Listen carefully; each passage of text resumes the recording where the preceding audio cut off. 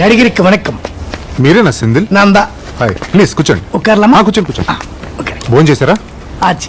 Story చెప్పండి. அவன் யாரு? ఏం పర్లేదు, మనోడే. செல் ஆஃப் பண்ணி. యా, సెల్ ఆఫ్ చేసి ఉంది. இது என்னன்னா நம்ம பவன் கல்யாண் என்டிஆர் எல்லாம் அடிகார்.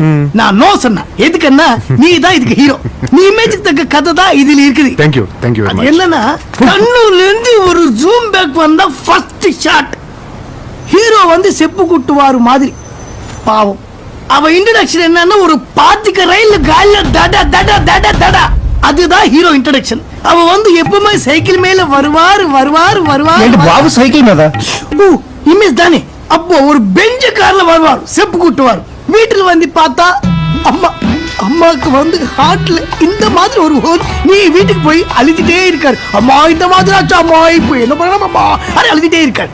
இப்போ வந்து ஹீரோயின் வந்து ஒரு கோட்டீஸ்வரர் கூతురు. அவ வந்து த்ரிஷா. ஓகேவா? త్రిషతో ఆల్రెడీ ఓ సినిమా చేశాను. இல்லையானா? ఇలియానా కూడా మొన్నే ఒక సినిమా அவங்க கூட பண்ணிட்டீங்களா? ఎవరు? தீபிகா படுகோனே என்ன செலக்ஷன் தலைவா.